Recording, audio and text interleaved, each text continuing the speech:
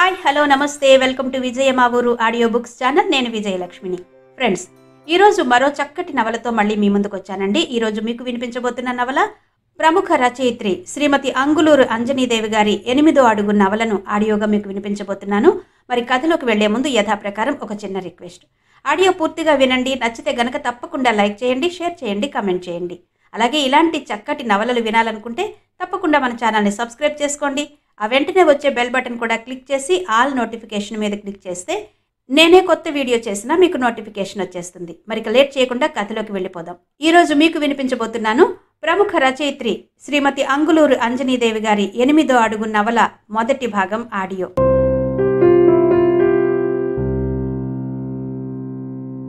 ఏటి ఒడ్డుకెళ్ళి చంద్రుడు వచ్చేంత వరకు ఓపికతో నిరీక్షిస్తే వెన్నెల మిళితమైన ఏటి నీటిని చూడొచ్చు. అది లేనప్పుడు ఒట్టి నీటినే చూసి తిరిగి రావాల్సి వస్తుంది. అందుకే చూడాల్సిన కోణంలో చూడాల్సిన దృష్టితో చూసినప్పుడే జీవితం కానీ ప్రకృతి కానీ అందంగా అనిపిస్తుంది. ఒక రాయికి అందమైన ఆకృతి రావాలంటే ఉలి దెబ్బలు భరిస్తేనే కదా. ముందుగానే ఉలిక్కి పడితే రాయి శిల్పంగా మారుతుందా? స్నేహిత కాలేజీకి వెళ్లాలని రెడీ అవుతోంది. తన బుగ్గ మీద మొటిమ కనిపించగానే ఆ మొటిమను తన గోటితో చిదుముతూ అద్దం ముందు నిలబడింది. స్నేహ, పాలు తాగవే, కాలేజీ టైం అవుతోంది అంటూ పాలు పట్టుకుని వచ్చింది స్నేహిత వాళ్ళమ్మ విజయలక్ష్మి.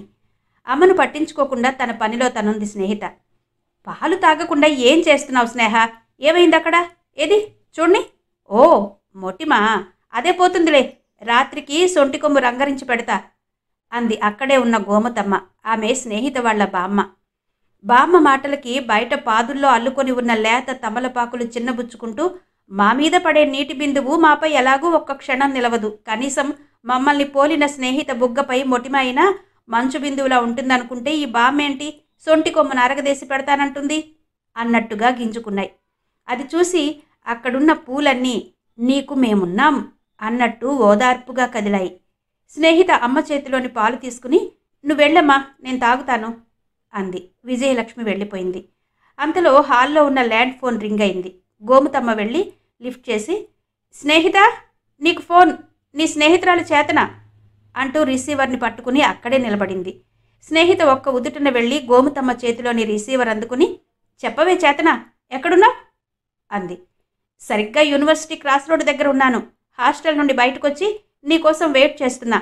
ఎంతసేపు? త్వరగా రా, ఇక్కడే ఆటో ఎక్కి వెళ్దాం అంది చేతన. వస్తున్నా. ఎందుకంత తొందర? ఫస్ట్ డేనే కదా, క్లాసులేం జరగవట, ఫ్రెషర్స్ డే వరకు ఇలాగే ఉంటుందట అంటూ తనకు తెలిసిన సమాచారాన్ని చెప్పింది స్నేహిత. చేతన ఆశ్చర్యపోతూ, మరి అప్పటి వరకు కాలేజీకి వెళ్ళొద్దా అంది. నేను అలా అన్నానా? వస్తున్నా తల్లి అంది స్నేహిత. మొబైల్ తెస్తున్నావా అడిగింది చేతన. నాకు గుర్తుందమ్మా నువ్వు చెప్పింది, మళ్ళీ చెప్పకు అంటూ స్నేహిత ఫోన్ పెట్టేసింది. బామ్మ అక్కడే నిలబడి స్నేహిత వైపు చూసి, ఏంటే గుర్తుందంటున్నావు అంది వెంటనే. ఏం లేదు బామ్మ, మాది ప్రొఫెషనల్ కోర్స్ కదా, మా సీనియర్స్ మా దగ్గర ఫోన్ నెంబర్లు తీసుకుని పిచ్చి పిచ్చి మెసేజ్లు పంపి ఏడిపించే అవకాశం ఉందట, అందుకే చేతన మొబైల్ తేవద్దని గుర్తు చేస్తోంది అంది.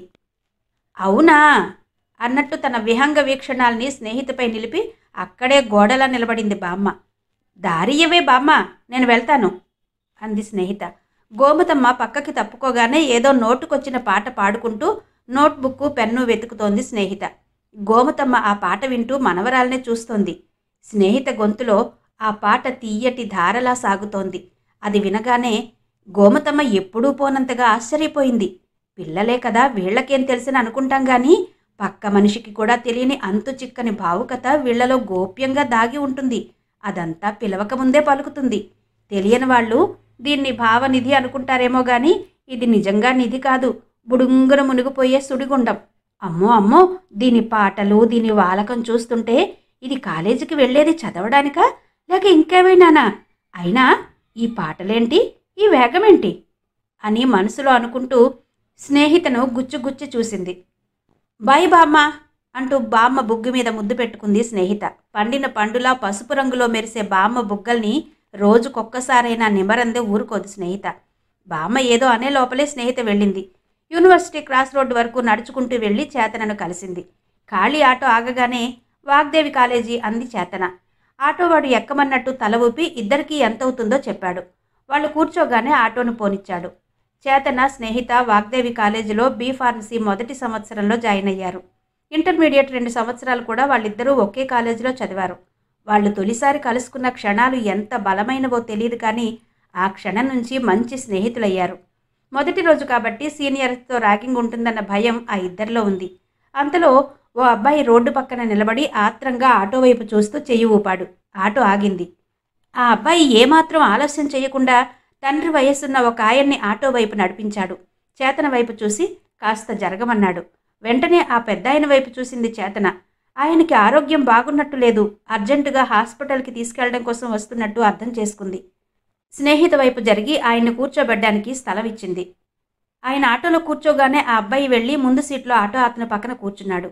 ఆరోగ్యం బాగుండకపోవడం వల్ల ఆయన స్థిరంగా కూర్చోలేక నెమ్మదిగా చేతన మీదకు ఒరుగుతున్నాడు. మొదట్లో భయపడిన చేతన ఆ తర్వాత ఆయన తలకి తన భుజాన్ని ఆసరాగా ఉంచింది. ఆటోలో కూర్చున్న క్షణం నుండి ఆయన పడిపోతానేమోనన్న భయంతోనో ఏమో చేతన చేతిని ఊతగా పట్టుకుని కళ్ళు మూసుకున్నాడు. ఆయన చేతిలోంచి తన చేతిని తీయకుండా అలాగే ఉంచింది చేతన. స్నేహిత కాస్త ముందుకు వంగి చేతన వైపు తిరిగి ఆయన్ని పరిశీలనగా చూసింది. ఆయన వేషధారణను బట్టి బాగా డబ్బున్నవాడిలా ఉన్నాడు, కానీ అంతకు మించిన సంస్కారంలా అనిపిస్తున్నాడు. జ్వర తీవ్రత వల్ల వణుకుతున్నాడు. అయ్యో పాపం అనుకుంది మనసులో. ఆ అబ్బాయి మాత్రం ఆయన ఎలా ఉన్నాడో వెనక్కి తిరిగి చూడాలన్న ధ్యాసలో కూడా లేడు. 1-2 సార్లు సెల్ ఫోన్లో టైం చూసుకుంటూ హాస్పిటల్ రాగానే ఆటో వాడిని ఆపమన్నాడు. ఆటో ఆగగానే కిందకి దిగి ఆటో అతనికి డబ్బులిచ్చి వెనక సీట్లో నుంచి ఆయన్ని దించబోయాడు. ఒక్కడికి సాధ్యం కాలేదు. ఆయన చేతిలో చేతన చెయ్యి ఉంది. ఆమె దాన్ని విడిపించుకోబోయింది. వీలు కాలేదు. ఆయన శరీరం వణుకుతూ తడితేనే పడిపోయేలా ఉన్నాడు. అది గమనించింది చేతన. ఆయన ఆటో దిగడానికి సహాయం చేసింది. ఆమె కూడా దిగింది. ఆ అబ్బాయి కృతజ్ఞతగా చూశాడు. ఆయన అడుగు వెయ్యాలంటే తూలి పడబోతున్నాడు. ఆయన్ని నడిపించి హాస్పిటల్లోకి తీసుకెళ్లడం ఆ అబ్బాయి ఒక్కడి వల్ల కావడం లేదు. ఆయన పక్కన ఆసరాగా నిలబడి ఆయన్ని పట్టుకుని నడిపిస్తూ హాస్పిటల్ వైపు కదిలింది చేతన. స్నేహిత చేతన వైపు విస్మయంగా చూస్తూ, "నువ్వెక్కడికే వెళ్తున్నావు?" అంది. చేతన కొద్దిగా తల తిప్పి పూర్తిగా వెనక్కి తిరిగి చూడకుండానే, "సార్ని హాస్పిటల్ వరకు వదిలేసొస్తా, ఆగవే" అంది. అది విని ఆటోవాడు విసుగ్గా చూస్తూ తొందరపడుతుంటే, "మరి నేను కూడా దిగనా? ఆటో అతను ఆగేలా లేడు" అంది స్నేహిత. "వద్దొద్దు, నువ్వెళ్ళు, నేను వేరే ఆటోలో వస్తా" అంది ఆయన్ని జాగ్రత్తగా నడిపిస్తూ చేతన. దీంతో ఎప్పుడు ఇదే బాధ. తన అవసరం ఎక్కడ ఉంటే అక్కడే ఆగిపోతుంది. మానవత్వమా నువ్వెక్కడే అంటే చాలు, ఇక్కడే నీ పక్కనే నేనే అన్నట్టు ప్రవర్తిస్తుంది. చచ్చిపోతున్నా అని తనలో తను అనుకుంటూ తల కొట్టుకుంది స్నేహిత. ఆటో వేగంగా వెళ్ళి కాలేజీ దగ్గర రోడ్డు మీద ఆగింది. స్నేహిత ఆటో దిగి కాలేజీలోకి వెళ్ళి చేతన కోసం ఎదురు చూస్తూ ఓ చోట నిలబడింది. హాస్పిటల్లోకి వెళ్ళగానే ఆయన్ని ఓ చోట కూర్చోబెట్టారు. కూర్చున్నాక కూడా ఆయన చేతన చేతిని వదలడం లేదు. నెమ్మదిగా చెయ్యి విడిపించుకుని కాలేజీకి వెళ్లాలని ఆయన పక్కన కూర్చుంది చేతన. ఆయన వాలిపోతున్నట్టు వెంటనే ఆమె భుజంపై తలపెట్టుకున్నాడు. ఆయన ఒళ్ళు కాలిపోతోంది. కంగారు పడుతూ ఆ అబ్బాయి వైపు చూసింది. అతను అటు తిరిగి నర్సుతో మాట్లాడుతున్నాడు. నర్సుతో మాట్లాడాక ముఖం అదోలా పెట్టుకుని పెదవిని కొరుకుతూ మొబైల్ని బయటకు తీశాడు. నెంబర్ నొక్కి చెవి దగ్గర పెట్టుకున్నాడు. రింగ్ అవుతుంది కానీ లిఫ్ట్ చేయట్లేదు. ఏమైంది, ఫోన్ లిఫ్ట్ చేయట్లేదు అని అనుకుంటూ మళ్ళీ ప్రయత్నించాడు. అప్పుడు కూడా కలవలేదు. అసహనంగా మొబైల్ని జేబులో పెట్టుకుంటూ చేతన వైపు చూశాడు. "ఇవన్నీ త్వరగా డాక్టర్ దగ్గరకు తీసుకెళ్ళండి" అంది చేతన ఆ అబ్బాయినే చూస్తూ. "డాక్టర్ గారు రావడానికి ఇంకో 2 గంటలు పడుతుందట" అన్నాడు. "అయ్యో, ఇప్పుడెలా?" అంది చేతన. ఆ అబ్బాయి చేతన వైపు ఆలోచనగా చూశాడు. ఈ అమ్మాయి తన పాటికి తను వెళ్లకుండా ఇలా వచ్చింది అంటే ప్రస్తుతం ఏ పని లేని మనిషే ఉంటుంది. అంకుల్ని ఈ అమ్మాయికి అప్పచెప్పి నేను వెళ్తే సరి అనుకున్నాడు. వెంటనే వంగి ఆయన చెవి దగ్గర ముఖం పెట్టి, "అంకుల్, అంకుల్" అన్నాడు. ఆయన మౌనంగా కళ్ళు మూసుకుని ఉన్నాడు. ఇక లాభం లేదనుకుని ఆ అబ్బాయి చేతన వైపు చూశాడు. "నేనిప్పుడే వెళ్ళి వీళ్ళ అబ్బాయిని పంపిస్తాను. ఫోన్ చేస్తే కలవట్లేదు. అతను కాకతీయ మెడికల్ కాలేజీలో 4th ఇయర్ మెడిసిన్ చేస్తున్నాడు. బహుశా హాస్పిటల్లో ఉన్నాడేమో. అతని నెంబర్ కూడా మీకు ఇస్తాను. ఆలస్యం అయితే ఫోన్ చేయొచ్చు. నేను అర్జెంటుగా కాలేజీకి వెళ్ళాలి. అందుకే మీ హెల్ప్ తీసుకోవాలనుకుంటున్నాను. నా పేరు హేమేంద్ర" అన్నాడు. ఆమె నోరు విప్పి ఏదో అనబోతుంటే వినకుండా, "మీరింకేం చెప్పొద్దు ప్లీజ్. ప్రభాత్ వచ్చే వరకు అంకుల్ దగ్గరే కూర్చోండి" అంటూ ఒక్క క్షణం కూడా ఆగకుండా వెళ్ళిపోయాడు హేమేంద్ర. అవాక్కై చూసింది చేతన. టైంకు కాలేజీకి వెళ్ళలేకపోతున్నానన్న టెన్షన్ ఆమెలో ఎక్కువైంది. కుదురుగా కూర్చోలేకపోతోంది. అక్కడ స్నేహిత ఒంటరిగా ఎంత భయపడుతోందో. ఇక్కడేమో ఈయన చూస్తుంటే జాలిగా ఉంది. వీళ్ళబ్బాయి ఎప్పుడొస్తాడో అనుకుంటూ అలాగే కూర్చుంది. నిమిషాలు గడుస్తుంటే నేనేంటి ఇలా ఇరుక్కున్నాను, నేనెప్పుడు కాలేజీకి వెళ్ళాలి అనుకుంది. పేషెంట్లు వస్తున్నారు. వాళ్లతో పాటుగా తోడుగా ఎవరో ఒకరు వచ్చి వాళ్ల పక్కన కూర్చుంటున్నారు. ఆశ్చర్యం కాకుంటే నిజానికి నేనేమవుతానని ఈయన తాలూకా మనిషిలా ఈయన పక్కన కూర్చున్నాను అనుకుంది. మదర్ తెరిసాలాగా ఫీల్ అవ్వకపోయినా ఏదో చిరు తృప్తి మాత్రం మనసుకి హాయిగా అనిపిస్తోంది.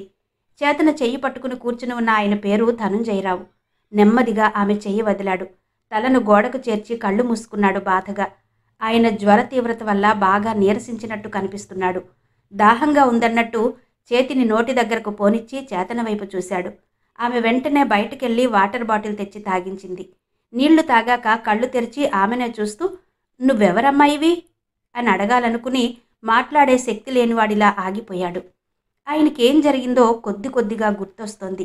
భార్య పెళ్లికి వెళ్లడం, ప్రభాత్ కాలేజీకి వెళ్లడం, అంతవరకు బాగానే ఉన్న తనకి జ్వరం రావడం, బయటెక్కడో ఫ్రెండ్ రూమ్లో ఉండి చదువుకుంటున్న హేమేంద్ర రోజులాగే కాలేజీకి వెళ్లే ముందు తన ఇంటికి టిఫిన్ తినడానికి వచ్చి బాగాలేని తనను చూసి హాస్పిటల్కి తీసుకురావడం, ఆటోలో తను ఒక అమ్మాయి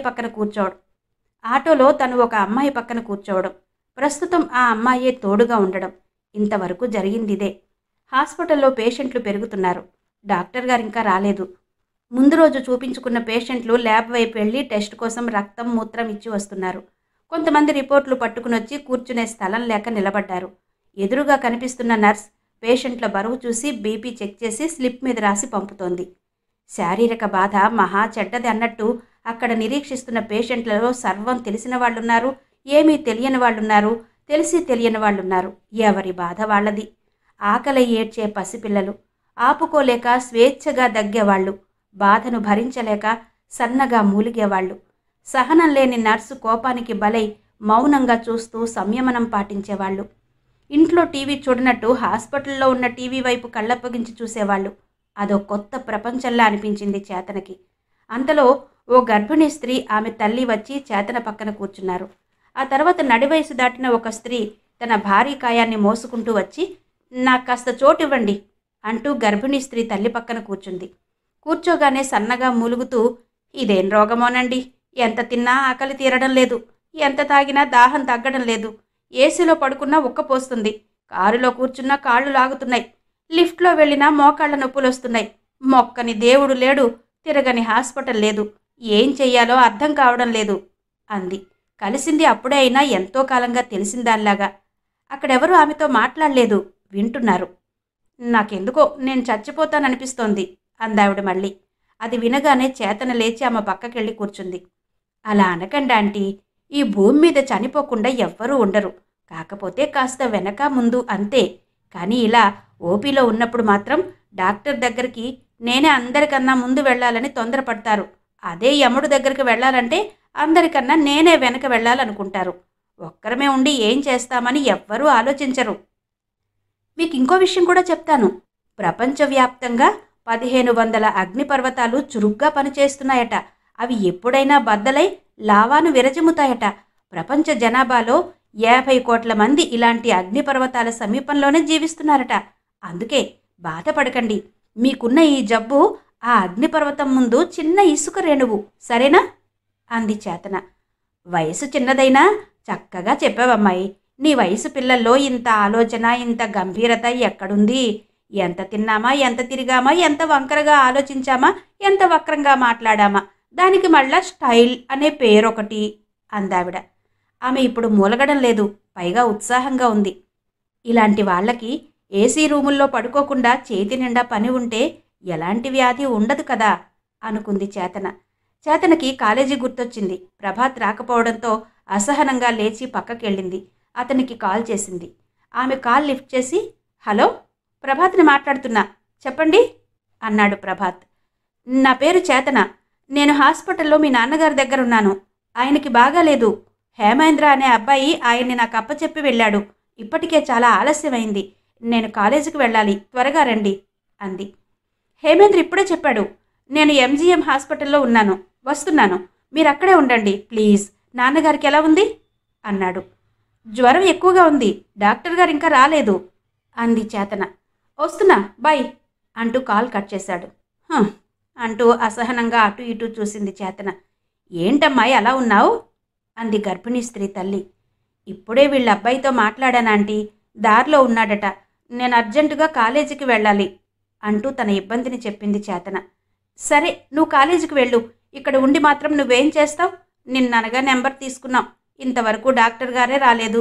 మా నెంబర్ ఎప్పుడు పిలుస్తారో ఏమో, ఎలాగూ వాళ్ళ అబ్బాయి వస్తున్నాడు కదా, అంతవరకు ఆయన్ని మేం చూసుకుంటాంలే అంటూ భరోసా ఇచ్చిందామె. థ్యాంక్ యూ ఆంటీ అని ఆమెతో చెప్పి, సార్ సార్ అంటూ ధనంజయరావుని పిలిచింది చేతన. ఆయన కళ్ళు విప్పి చూశాడు, కానీ మాట్లాడలేదు. నర్సు వచ్చి జ్వరం చెక్ చేసి వెళ్ళింది. ఆంటీ, సార్ జాగ్రత్త అంటూ ధనంజయరావు గురించి ఆవిడకి ఇంకోసారి గుర్తు చేసి కాలేజీకి వెళ్ళింది చేతన. ప్రభాత్ బైక్ మీద వస్తూ వాళ్ళ అమ్మకి కాల్ చేసి నాన్న హాస్పిటల్లో ఉన్నట్టు చెప్పాడు.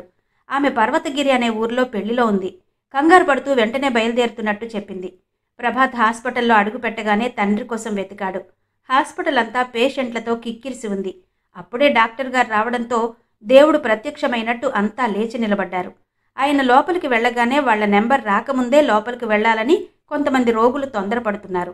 డోర్ దగ్గర కాపలాగా నిలబడి ఉన్న కాంపౌండర్ వాళ్ళని లోపలికి వెళ్లకుండా అడ్డుకుంటున్నాడు.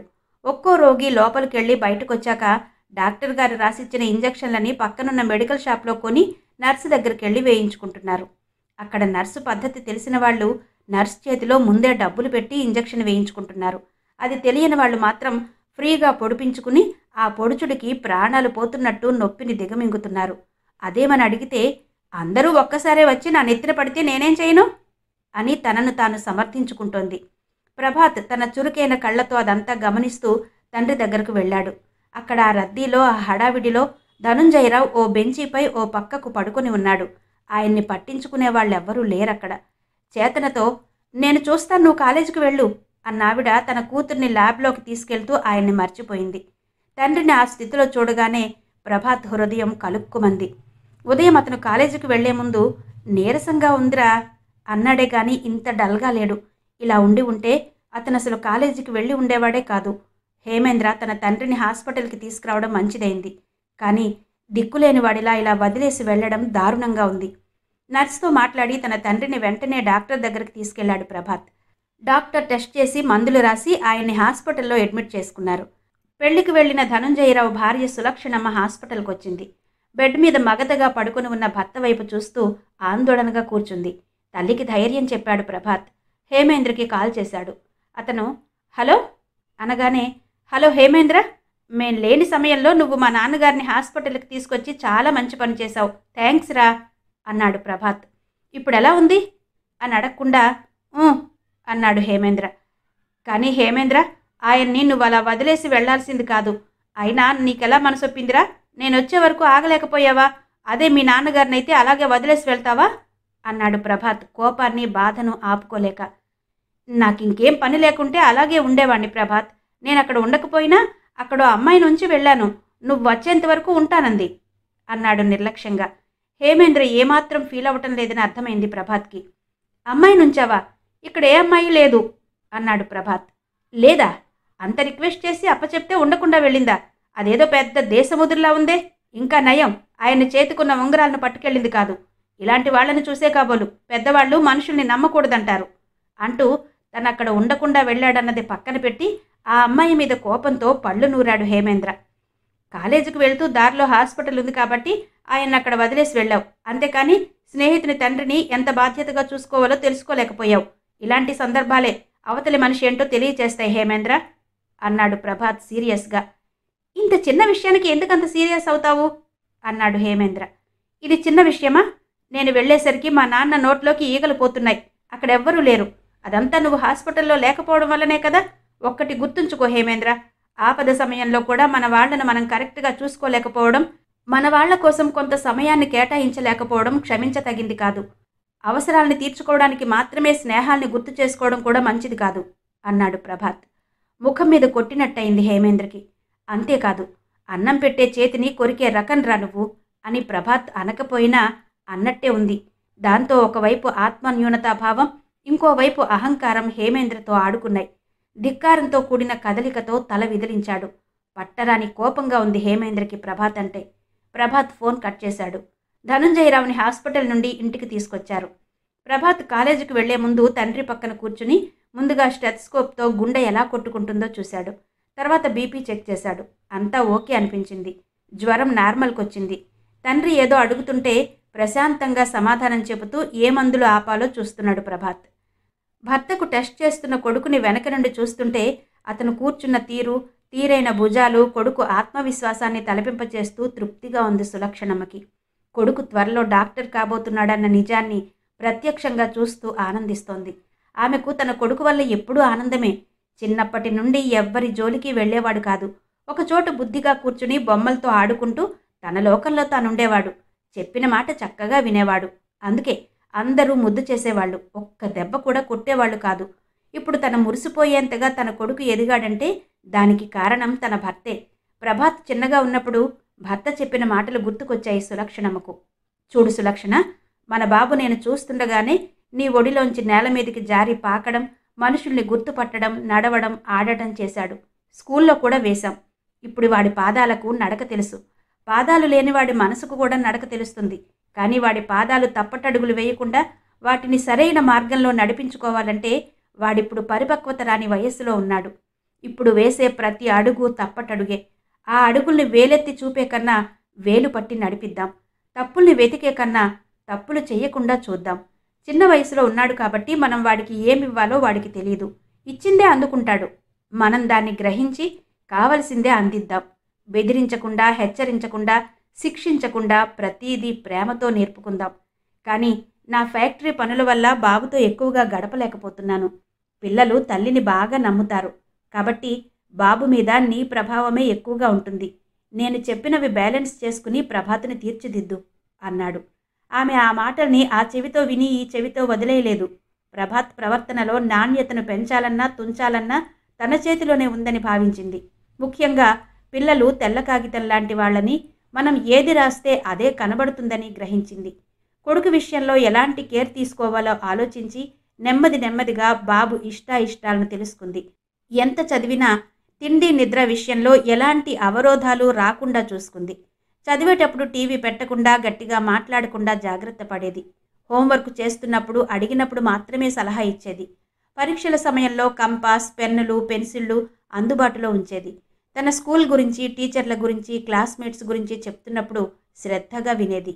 దానిని బట్టి బాబు మనసేంటో తెలుసుకునేది. క్లాస్మేట్స్ని తరచుగా కలుసుకునే అవకాశాన్ని ఇచ్చేది. సబ్జెక్టుల గురించి వారితో చర్చించమని చెప్పేది. విన్నా చదివినా వచ్చే ఫలితం కన్నా చర్చిస్తే వచ్చే లాభం ఎక్కువని తెలిపేది. స్కూల్ మేనేజ్మెంట్ నిర్వహించే సైన్స్ ఎగ్జిబిషన్స్, ఎక్స్కర్షన్స్లో పాల్గొనేలా చేసేది. స్కూల్లో జరిగే పేరెంట్ టీచర్ మీటింగులకి తప్పకుండా వెళ్ళేది. ఫలితంగా ప్రభాత్ స్కూల్లో సాధించిన విజయాలు, వాటి తాలూకా ఫోటోలు అందరికీ కనబడేలా డిస్ప్లే చేసి, నేనే కాదు నా కొడుకుని అందరూ గుర్తించాలి, ఆ గుర్తింపు భవిష్యత్తులో నా కొడుకు ఉన్నత శిఖరాలను ఎక్కేందుకు ఉపయోగపడాలి అన్నట్టుగా ప్రవర్తించేది. ఇలా నిత్యం తన కొడుకుతో ఒక తల్లిగా ఎంత అనుబంధాన్ని పెంచుకోవాలో అంత పెంచుకుంది. జీవితంలో కొంతమంది ఆడవాళ్ళు నా కెరీర్ని డెవలప్ చేసుకుని నా గోల్ని రీచ్ అవ్వాలి అనుకుంటూ తాము ఎంచుకున్న రంగాల్లో ఎలా నిష్ణాతులవుతారో అలాగే సులక్షణమ్మ తన కొడుకును పెంచుకోవడానికి, చదివించుకోవడానికి తన జీవితంలో కొంత భాగాన్ని సిన్సియర్గా వాడుకుంది. మమ్మీ పిలిచాడు ప్రభాత్. సులక్షణమ్మ ఉలిక్కిపడి జ్ఞాపకాల్లో నుంచి బయటకొచ్చింది. ప్రభాత్ తల్లివైపు చూసి తండ్రికి ఏ టైంలో ఏ మందులు వాడాలో చెప్తుంటే వెళ్ళి కొడుకు పక్కన కూర్చుంది. ఆ మందుల్ని చేతిలోకి తీసుకుంది. ఎవరో వస్తున్నట్టు అనిపించి అటు తిరిగి లోపలికి వస్తున్న హేమేంద్రను చూసి, రా హేమేంద్ర అంటూ ఆత్మీయంగా ఆహ్వానించింది సులక్షణమ్మ. హేమేంద్ర వస్తూనే ధనుంజయరావు వైపు చూసి, అంకుల్కి ఎలా ఉందాంటీ అన్నాడు. పర్వాలేదు, ఇప్పుడు బాగుంది అన్నట్టు చేత్తో సైగ చేశాడు ధనుంజయరావు. హేమేంద్రను చూడగానే సీరియస్గా ముఖం పెట్టి అక్కడి నుంచి లేచి బయటకెళ్లాడు ప్రభాత్. వెంటనే బైక్ స్టార్ట్ చేసుకుని కాలేజీకి వెళ్ళాడు. కాకతీయ మెడికల్ కాలేజీలో 4th ఇయర్ మెడిసిన్ చేస్తున్న ప్రభాత్ కాలేజీ హాస్టల్లో ఉండకుండా రోజు ఇంటి నుండే వెళ్తూ ఉంటాడు. ప్రభాత్ తనను చూసి విష్ చేయకుండా లేచి వెళ్లడం నువ్వు పెద్ద వేస్ట్ గాడివి అన్నట్టుగా అనిపించింది హేమేంద్రకు. ధనుంజయరావు మాత్రం అదేం పట్టనట్టుగా, అక్కడో ఫైల్ ఉంది పట్టుకురా అని భార్యతో చెప్పాడు. ఆమె వెళ్ళి ఫైల్ తెచ్చి ఇచ్చి ఎప్పటిలా ఆయన పక్కన కూర్చుంది. ఈ టాబ్లెట్ వేసుకున్నాక ఆ ఫైల్ చూడండి, మళ్ళీ మర్చిపోతారు అంటూ గ్లాస్తో నీళ్ళిచ్చి టాబ్లెట్ చేతిలో పెట్టింది. అక్కడ తనను ఎవరూ పట్టించుకోవడం లేదన్న సంఘర్షణ హేమేంద్రలో ఎక్కువై దాన్ని అణుచుకోలేకపోయాడు. ఆంటీ, నా మీద ప్రభాత్ చాలా కోపంగా ఉన్నాడు అన్నాడు ముఖం మార్చుకుని. ఏ చిన్న విషయమైనా ఫిర్యాదు చేయడం హేమేంద్రకు అలవాటు. అందుకే అతని మాటల్ని విని విననట్టు చూసి, హేమేంద్ర, వెళ్ళి టిఫిన్ తిని కాలేజీకి వెళ్ళు అంది సులక్షణమ్మ డైనింగ్ టేబుల్ వైపు చేయి చూపించి. హేమేంద్ర తన భర్తను హాస్పిటల్లో ఒంటరిగా వదిలేసి వెళ్ళినట్టు ప్రభాత్ ద్వారా తెలిసి ఆమె మనసుకు కూడా బాధగానే ఉంది. నిజానికి హేమేంద్రను బీ ఫార్మసీ చేయించడం అతని తండ్రికి ఇష్టం లేదు. ఒకరోజు హేమేంద్ర తండ్రి శేఖరం తన ప్రాణ స్నేహితుడైన ధనంజయరావు దగ్గరకు వచ్చి, బీ ఫార్మసీ అంటే ఖర్చుతో కూడిన కోర్సురా ధనంజయ, డిగ్రీ అయితే ఇబ్బంది ఉండదు. నా ఆర్థిక స్తోమతను కూడా దృష్టిలో పెట్టుకోవాలి కదా. వాడు బీ ఫార్మసీ తప్ప చేయనంటున్నాడు, ఇప్పుడేం చేయాలి అన్నాడు నిస్సహాయంగా. అర్థం చేసుకున్నాడు ధనంజయరావు. డిగ్రీ ఫెయిల్ అయిన శేఖరం కరీంనగర్ పక్కన ఓ చిన్న పల్లెటూరులో ఉంటూ వ్యవసాయం చేసుకుంటున్నాడు. పెట్టుబడికి తగిన రాబడి లేకపోయినా ఆ పొలం వదిలి వేరే ఏ పని చేయలేక దానికే అంకితమైపోయాడు.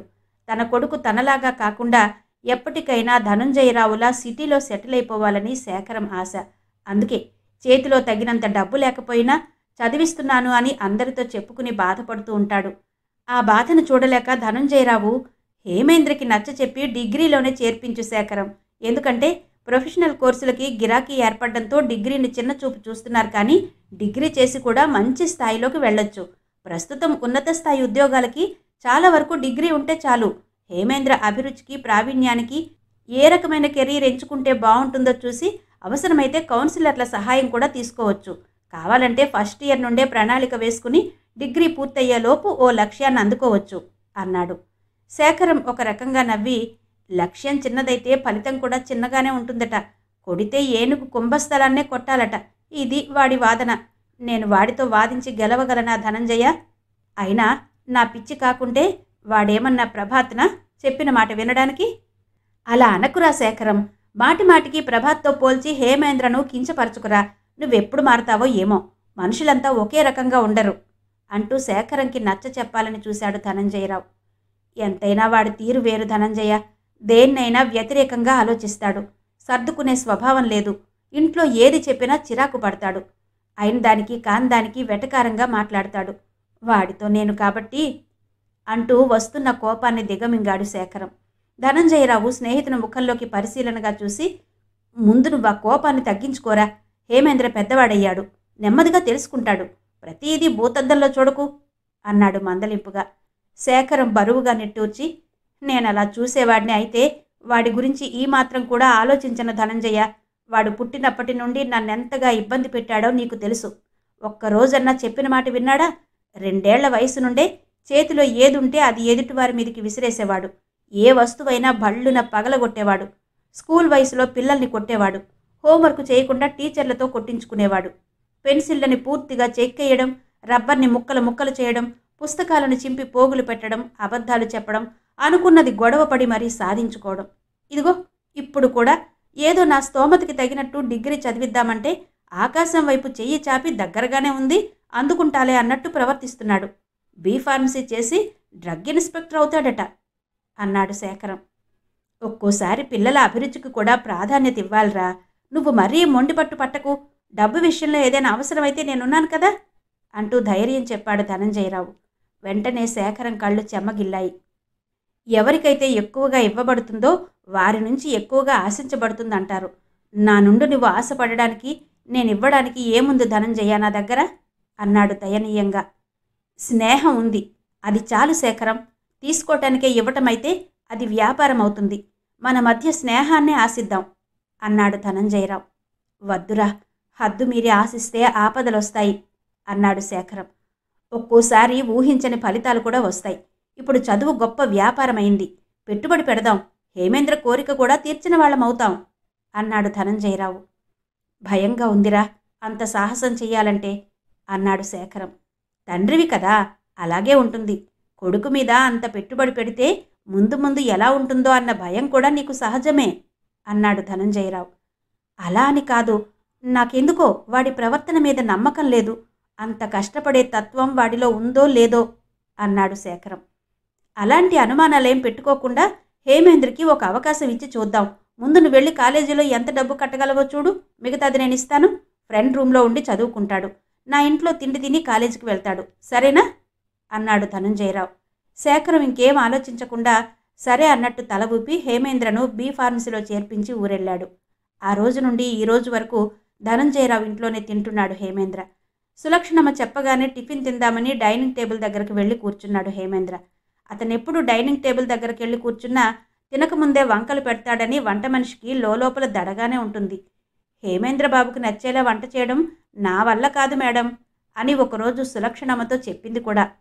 సర్దుకుపో రుక్కుబాయి, తిండి దగ్గర అందరూ ఒకేలా ఉండరు కదా అని సర్ది చెప్పింది సులక్షణమ్మ. రుక్కుబాయి మళ్ళీ కంప్లైంట్ చేయలేదు. కానీ ఈరోజు ఎప్పుడూ లేనంతగా ధుమధుమలాడుతున్నాడు హేమేంద్ర. ప్రభాత్ తనతో మాట్లాడలేదన్న బాధ, కోపం మిళితమై, చిచి ఇవి ఇడ్లీలా, ఉప్పెక్కువైంది, చట్నీలో పోపు తగ్గింది, ఎలా తినాలి, నీ ముఖానికేసి కొట్టుకో అంటూ తెల్లటి ఇడ్లీలపై నీళ్లు పోసి లేచాడు హేమేంద్ర. వంట మనిషి కంగారుగా చూసి, ఈ కోపం కసి చదువు మీదకి మళ్లించి గదిలోకి వెళ్ళి 1-2 సార్లు చదువుకోవాలి, కానీ తినే తిండిని ముఖానికేసి కొట్టుకో, మోకాళ్ళకేసి కొట్టుకో అంటాడే. అహంభావికి ఎప్పుడైనా నేనెక్కడున్నాను, ఎలాంటి స్థితిలో ఉన్నాను అన్నది గుర్తురాదు కాబోలు అని గొణుక్కుంది. హేమేంద్ర వింటే బుర్ర పగలగొడతాడని వెంటనే మిక్సీ ఆన్ చేసింది. హేమేంద్ర తినకుండా లేచి వెళ్లడం ధనంజయరావు గమనించాడు. అంతవరకు చూస్తున్న ఫైల్ని పక్కన పెట్టి, ఇలాంటి ప్రవర్తన నాకు నచ్చదు సులక్షణ. తిండి విషయంలో హేమేంద్ర ఎందుకు ఇలా చేస్తాడో అర్థం కాదు. మన భారతదేశంలో ప్రస్తుతం 25 కోట్ల మంది జనం చాలీ చాలని తిండితోనూ పోషకాహార లోపంతోనూ బాధపడుతున్నారట. 20 కోట్ల మందికి స్వచ్ఛమైన తాగునీరు కూడా అందుబాటులో లేదుట. అన్నీ ఉండి ఇలా వినియోగించుకోలేని వాళ్ళని ఏమనాలో తెలియడం లేదు అన్నాడు చిరాగ్గా. మీరేం ఫీల్ అవ్వకండి, హేమేంద్ర గురించి మనకు తెలియందేముంది, ఇలాంటివి చూసి చూడనట్టు వదిలేస్తే సరి, ఏ బాధ ఉండదు అందావిడ. కానీ అలా ఉండలేకపోతున్నాడు ధనంజయరావు. హేమేంద్ర కాలేజీకి వెళ్ళాడు. అతనిప్పుడు వాగ్దేవి కాలేజీలో బీ ఫార్మసీ సెకండ్ ఇయర్ చదువుతున్నాడు. వాగ్దేవి కాలేజీలో సీటు రావడం అంటే ఏ విద్యార్థి అయినా గర్వంగా భావిస్తాడు. కారణం, అనుభవజ్ఞులైన ఫ్యాకల్టీతో, సౌకర్యవంతమైన ల్యాబ్స్తో, చదువుకోవడానికి వీలైన వాతావరణంతో, ఇంకా ప్లేస్మెంట్ లాంటి అవకాశాలతో ఉంటుంది. విద్యార్థులంతా ఒక్కొక్కరే కాలేజీలోకి ప్రవేశిస్తున్నారు. హేమేంద్ర ఫ్రెండ్స్ నలుగురు కాలేజీ లోపలికి వెళ్లే మెట్ల మీద కూర్చుని హేమేంద్ర కోసం చూస్తున్నారు.